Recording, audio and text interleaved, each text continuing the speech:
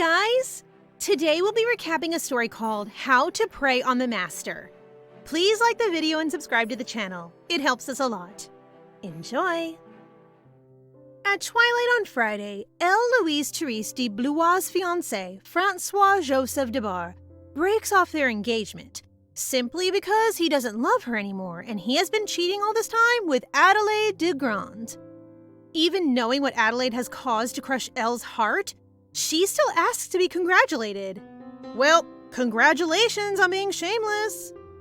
Too bad. Elle's not crazy enough to tolerate it. Instead, she clenches her fist and punches her ex-fiancé right where he has the guts to be audacious.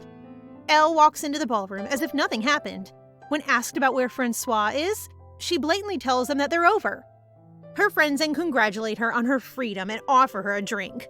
Yes, that's certainly how you should deal with heartbreak. From a distance, nobles flock over Theodore, who suddenly shows up in the society. He was Elle's classmate at the military academy, and rumors spread that he's like a crazy dog. Suddenly, Francois and Adelaide enter the room. Elle remains silent as she remembers how he couldn't take his eyes off Adelaide. Perhaps because of love, she turned a blind eye and still clung to him, unable to let go of the fact that when she met him, his beaming smile captivated her heart. Elle can't afford to look at them anymore. She runs off to the garden as the thorny grass pricks on her feet. It hurts, but it's incomparable to what she's feeling. If she had known that this would happen, she wouldn't have fallen for him. That night, she begs God to turn back time. If that happens, she'll never ever love him again. And just like that, she passed out. However, she suddenly finds herself bound by chains all over her body. A mysterious figure appears and declares her execution. Her mind's been plagued with questions. What did she do wrong? Why did she have to die like that? At that moment, she was executed. However, she woke up from a familiar voice trying to calm her down.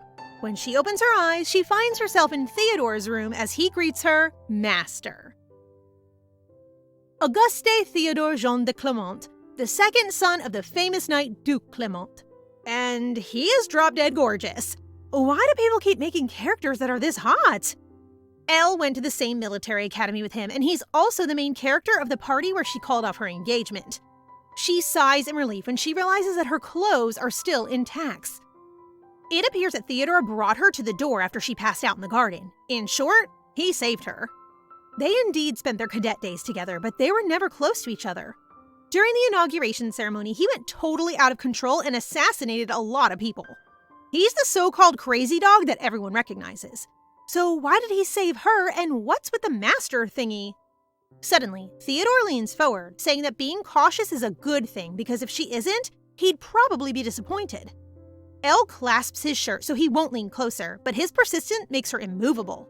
She closes her eyes as he's about to kiss her, but then he holds her nape and whispers that he wants to do it with her. The moment he kisses her hand that's been clinging to his shirt all this time, Elle quickly runs away. He's so direct? After that interaction, Elle is prepared to report on duty as if nothing ever happened. Elle is the deputy commander of November Knights and the heir of the Honorable Blois, who protects the royal family. Given that position, there's no time to be sad forever after a series of unexpected things. In the training area where she keeps swinging her sword, Maurice du Rieu, son of her mom's lieutenant, compliments her for being so much like her mom. Another knight approaches them, this time Laverne de Lucy, who's known due to her outstanding information-gathering ability. Suddenly, Elle's attention catches Laverne's big mouth as if there's something going on that she doesn't know about. When she enters her supposed-to-be messy office, she's surprised to see how perfectly organized it is.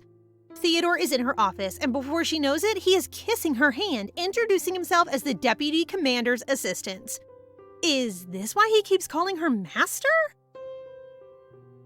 Elle complains to the commander, but he tells her that it's already been processed and that it can't be changed anymore.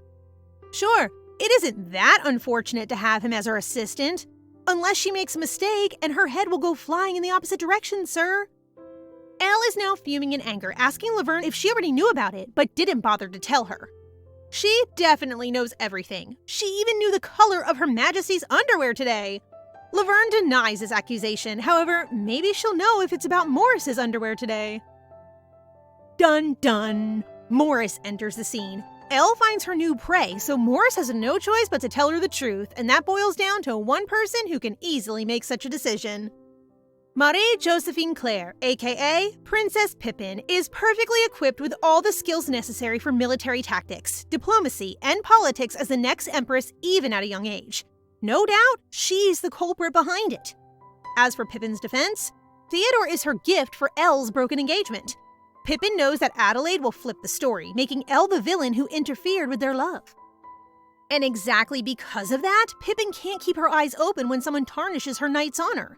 That's why she gave Theodore as a gift to cover a scandal by another scandal. To further convince Elle, Pippin starts to fake her tears, emphasizing that the right person to trust Theo to is Elle herself. Elle's been deceived by those tears once or twice, but it's different this time. She won't budge to disagree no matter how much she makes that puppy face. However, Pippin managed to come up with a solution, and that is a 10% salary increase. Understandably, she got her there. Back in the office, Elle firmly reminds Theo to follow her orders, and to her surprise, he isn't putting up a fight about it. Normally, he would give off a sharper and more discontented impression. However, a sudden menacing feeling envelops the room as if a hungry dog has found its prey. Theodore reminds her that if she keeps pushing him away, he'll get more excited, just like how a dog behaves towards their master. Elle isn't backing down. After all, she's the one who stopped him when he went out of control. As long as she's around, she won't let that happen again. And so, Theo grabs her hand and tells her to hold onto his leash by calling him Theo. That night, Elle was executed in her dream for serial murder and treason. When she wakes up, she reads the news about how her broken engagement was just a tiny whisper in town. But still, being tied to Theo is more manageable than she thought. Shortly after, it takes her 20 minutes to go inside her office, where Theo is, even though it's still the second day since he reported on duty. And so, Morris gives her a book entitled, "There's No Such Thing as a Bad Dog," believing that it will be useful to her someday. When Morris takes his leave, Elle is startled that Theo opens the door for her. When she finally recovers, she asks about why he keeps calling her master. Theo isn't giving any useful response, to the point where Elle is losing her mind to squeeze out answers from him.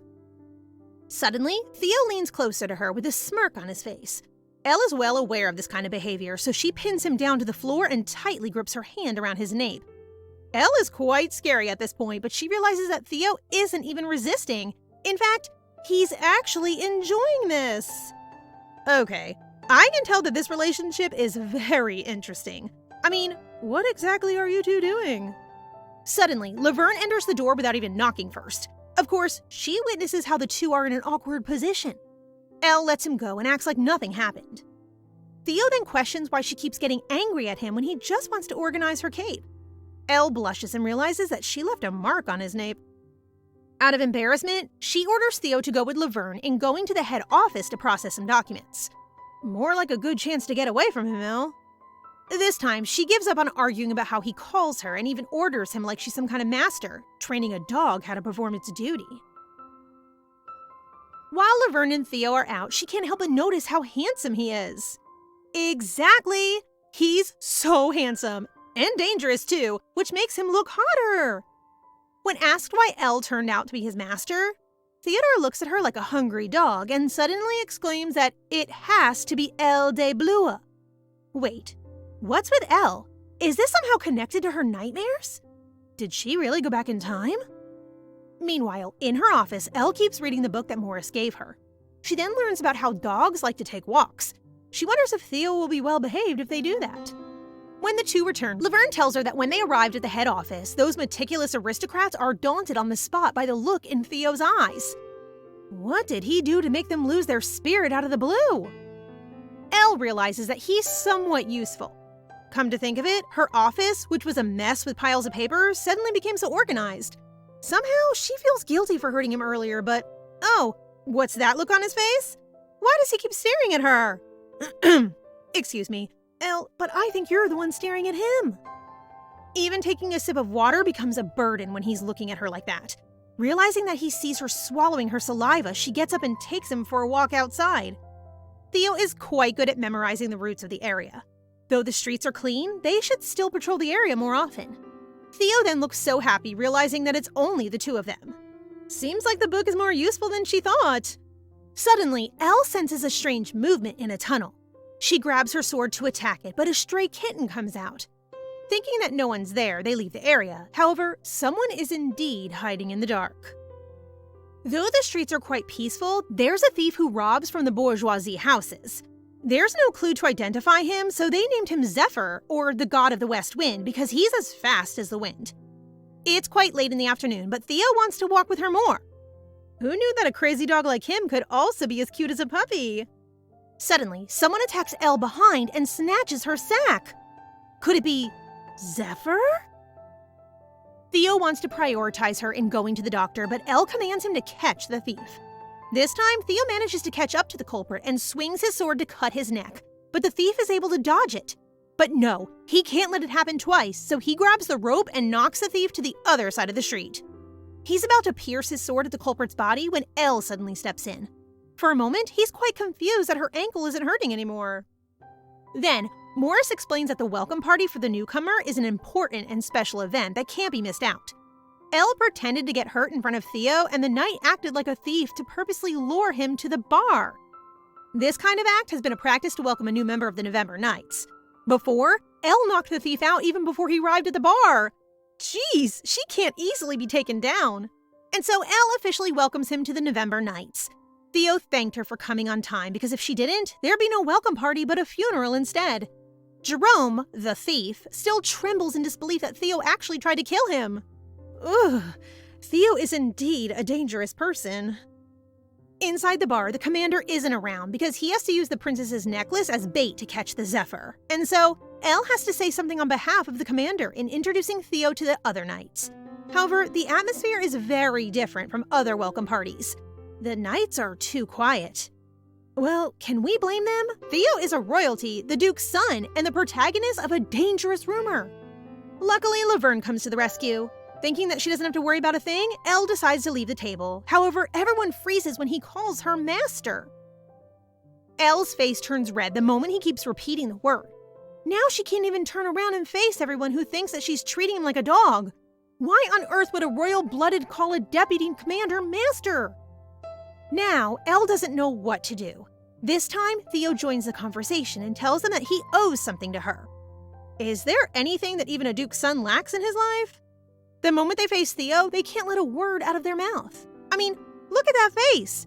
Even I would be starstruck not because of his serious aura, but because of how handsome he is. And so Laverne comes up with a game. All the knights should ask something to Theo, and if he doesn't want to answer, he has to drink a glass of her special cocktail. This drink looks like we're about to go into a coma for a week. Elle approves Laverne's idea, thinking that Theo has a high alcohol tolerance. However, she didn't expect Laverne to ask something trivial. Does he like her? Elle chokes up at the sudden question. Theo then offers his handkerchief to her. Judging by his atmosphere, there must be something. Theo confidently answers them, but before he can finish his sentence, Elle frantically orders him to hurry up and drink. Elle is such a party pooper. After one shot, that definitely doesn't look like one shot at all. Somebody help him. Theo laughs and tells Elle that it really looks delicious. The angels from heaven heard us. This time, Elle drinks the second shot, remembering how dangerous Theo can be. Even if she has to sacrifice her life, she will for the safety of the knights. After that, Elle takes a break on the balcony together with Morris. Shortly, they hear a loud thud inside. When she enters the room to check, Theodore already passed out. Turns out, he's a lightweight drinker. Elle has to carry him on her back despite how heavy he is. Elle is the only safest person to carry a dangerous man like him after all. But well, easier said than done.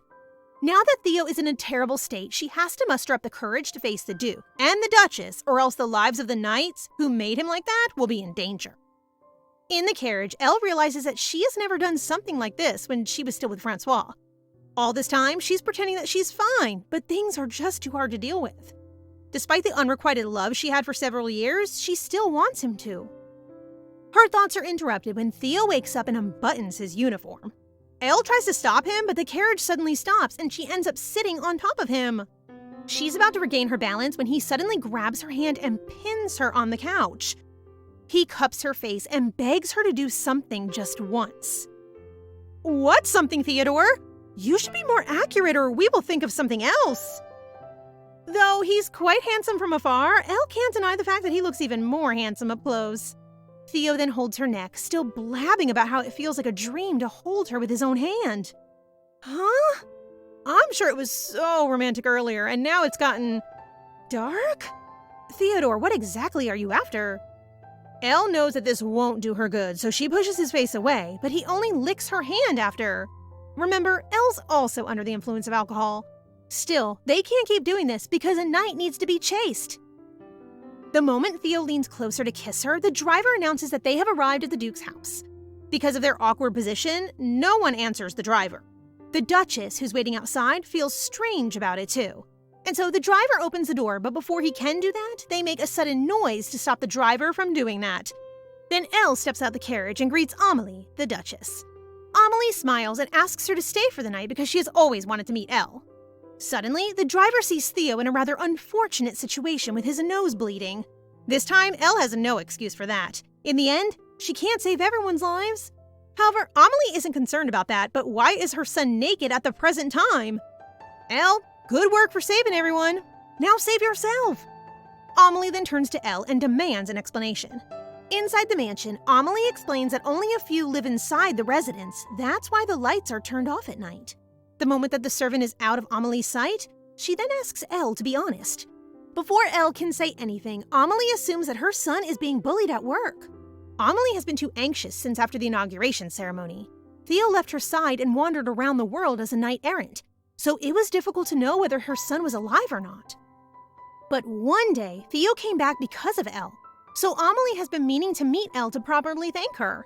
Then, Amelie leaves her just like that, unable to comprehend anything she discovers. Thanks to the moonlight, Elle can still be able to see well. When she opens a room to stay for the night, she finds Theo inside, widely awake while looking out the window with gloomy eyes. For her, it feels like she's seen something that she shouldn't have. She remembers the day when Theo slaughtered all the other knights. She tried to stop him, but all he said was that he thought Elle was worried about him. Though he was aware that he misunderstood her intentions, he still didn't want to be disrupted. And suddenly, he was in a good mood that day. Did he feel that way because she came for him, or was he satisfied with all the people he killed? That night, Elle dreamt about Francois, but that course suddenly changed.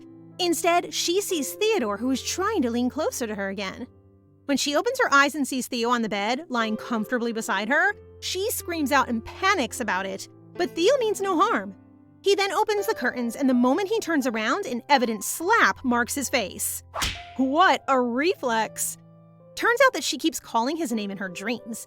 Theo leans closer, asking what on earth did she dream about. Out of embarrassment, she orders him to get out of the room. At breakfast, Amelie and Theo are already there, waiting for Elle to come and join them. Looking at how relaxed Theo is, Elle thinks that it's better if he doesn't remember anything about yesterday. She keeps looking at him, long enough to make the Duchess wonder if something's been troubling her. Of course, she can't say that her son is the one troubling her. Suddenly, a letter arrived from the princess. One is addressed to Elle. Indeed, the princess knows everything. The letter includes an invitation for a pop-up party where everyone is allowed to join regardless of status, and so Elle asks Morris to assist the princess during that time. Also, it was written that Pippin wanted to invite Adelaide to the party, so Elle won't be going. Shortly after, Elle is summoned by their commander to ask about the wine that was stolen last night. I didn't say it was Laverne, but it's definitely her! Kidding aside, the commander breaks the news that Zephyr showed up last night to steal the princess's necklace. Though the necklace wasn't stolen, Zephyr disappeared like the wind. Just how skilled is this person that even the commander failed to catch up to him? At this rate, it's only a matter of time before the reputation of the November night falls. And so the commander uses the opportunity of attending the party to catch the culprit. And the person who can catch him will be handsomely rewarded with a special 1-year salary. Laverne is beyond disgusted when she sees the rotten bread supposed to be Elle's lunch.